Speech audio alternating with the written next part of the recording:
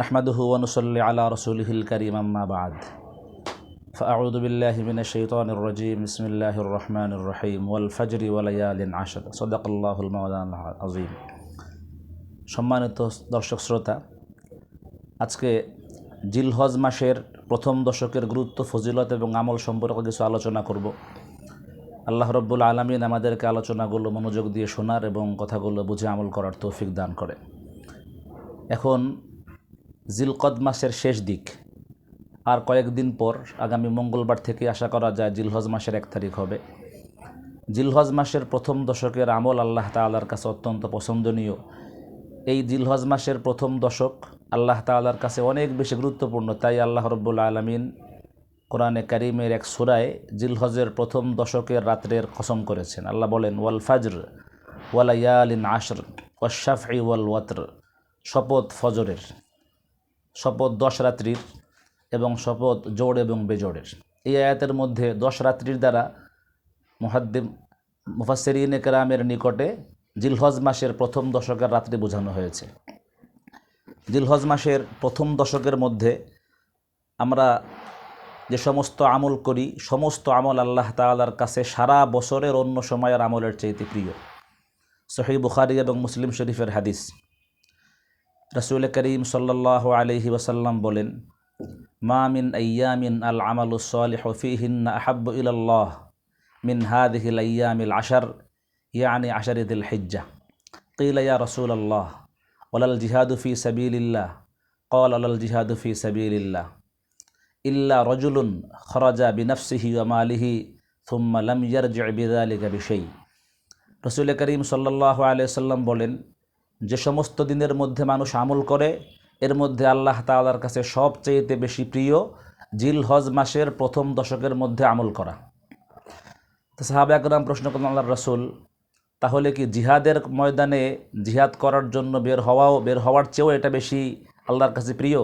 রাসূল করিম সাল্লাল্লাহু আলাইহি সাল্লাম বললেন, হ্যাঁ, জিহাদের চাইতেও আল্লাহর কাছে বেশি প্রিয়। তবে হ্যাঁ, কেউ যদি তার জান এবং মাল নিয়ে আল্লাহর রাস্তায় জিহাদ করার জন্য যায় এবং শাহাদাতের মর্যাদা লাভ করে, তাহলে সেটা ভিন্ন কথা, তার সেই আমলটা আল্লাহর কাছে বেশি শ্রেষ্ঠ। সুতরাং ভাইরা, এই 10 রাত্রি, এই 10 দিন এবং 10 রাত্রে যে কোনো আমল যেগুলো আমরা করে থাকি, 5 ওয়াক্ত ফরজ নামাজ, কোরআন তেলাওয়াত, জিকির, এই সবগুলোই আল্লাহর কাছে অন্য সময়ের চাইতে বেশি প্রিয়। এজন্য বিশেষ গুরুত্বের সাথে এই দিনগুলোতে ইবাদত বন্দি করার চেষ্টা করো।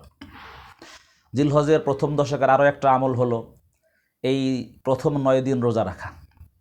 আম্মাজান হাফসা রাদিয়াল্লাহু আনহা বলেন, নাসাই শরীফের হাদিস, আরবাউন লাম ইয়াকুন ইয়াদউহুন্নান নবিয়্যু সাল্লাল্লাহু আলাইহি ওয়াসাল্লাম সিয়ামু আশুরা ওয়া আশর ওয়া থালাথাত আইয়ামিন মিন কুল্লি শাহরিন রাকআতান ক্বাবলাল গাদাতি। আম্মাজান উম্মে সালামা রাদিয়াল্লাহু আনহা বলেন, 4টা কাজ নবীজি কখনো ছাড়তেন না। 1 নম্বর মুহররমের 10 তারিখের রোজা, আশুরার রোজা। 2 নম্বর জিলহজের 1 থেকে 10 তারিখ 9 তারিখের রোজা। 3 নম্বর প্রতি মাসের 3 দিন রোজা রাখা, আরবি মাসের 13, 14, 15 তারিখের রোজা আইয়ামে বীজের রোজা বলা হয়, নবীজি নিয়মিত রাখতেন। 4 নম্বর ফজরের নামাজের পূর্বের 2 রাকাত সুন্নত নামাজ। নবীজি 4টা আমল কখনো ছাড়তেন না। যে আমলটা রাসূল করিম সাল্লাল্লাহু আলাইহি ওয়াসাল্লাম নিয়মিত করতেন, এই আমলটা কতটা গুরুত্বপূর্ণ এটা বোঝার জন্য আলাদা কোনো কিছু বলার কোনো প্রয়োজন নেই। জিলহজের প্রথম দশকের আর একটা আমল হলো এই 10 দিনে বেশি বেশি কালেমায়ে তয়্যিবা পড়া, লা ইলাহা ইল্লাল্লাহ, তাকবীর পড়া, আল্লাহু আকবার, এবং তাহমিদ পড়া, আল্লাহ পাকের প্রশংসা করা। রাসূল করিম সাল্লাল্লাহু আলাইহি ওয়াসাল্লাম বলেন, তাবরানী শরীফের হাদিস, মা মিন আইয়ামিন আযমু ইনদাল্লাহ ওয়ালা আহাব্বা ইলাইহি আল আমালুস সালিহু ফীহিন্না মিন হাযিহিল আইয়ামিল আশর ফাকসিরু ফীহি মিনাত তাহলিলি ওয়াত তাকবীরি ওয়াত তাহমিদ। নবীজি বলেন, যে সমস্ত দিনের মধ্যে নেক আমল করলে আল্লাহর নিকটে সবচেয়ে বেশি সম্মানিত, বেশি প্রিয়, সেই দিনগুলোর মধ্যে হলো জিলহজ মাসের প্রথম দশকে ইবাদত বন্দি করা। সুতরাং ফাকসিরু ফীহিন্না মিনাত তাহলিল, তোমরা বেশি বেশি লা ইলাহা ইল্লাল্লাহ পড়ো, ওয়াত তাকবীর আল্লাহু আকবার পড়ো, ওয়াত তাহমিদ আলহামদুলিল্লাহ পড়ো। আমরা একসাথে 3ভাবে পড়তে পারি, আল্লাহু আকবার, লা ইলাহা ইল্লাল্লাহু আল্লাহু আকবার ওয়ালিল্লাহিল হামদ। এই দশকের মধ্যে আমরা হাঁটতে, চলতে, উঠতে, বসতে বেশি পরিমাণে এই 3 কালেমা পড়ব, তাহলিল, তাকবীর, তাহমিদ।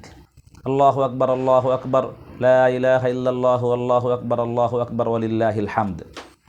জিলহজ মাসের এই দশকের আরও একটা আমল হলো, যারা কোরবানি করবে এবং যারা কোরবানি করবে না সবাই জিলহজের চাঁদ ওঠার আগে থেকে নিয়ে জিলহজের 10 তারিখ পর্যন্ত নিজেদের চুল, নখ, মোচ এবং অন্যান্য অবাঞ্ছিত পশম এগুলো তারা কর্তন করবে না।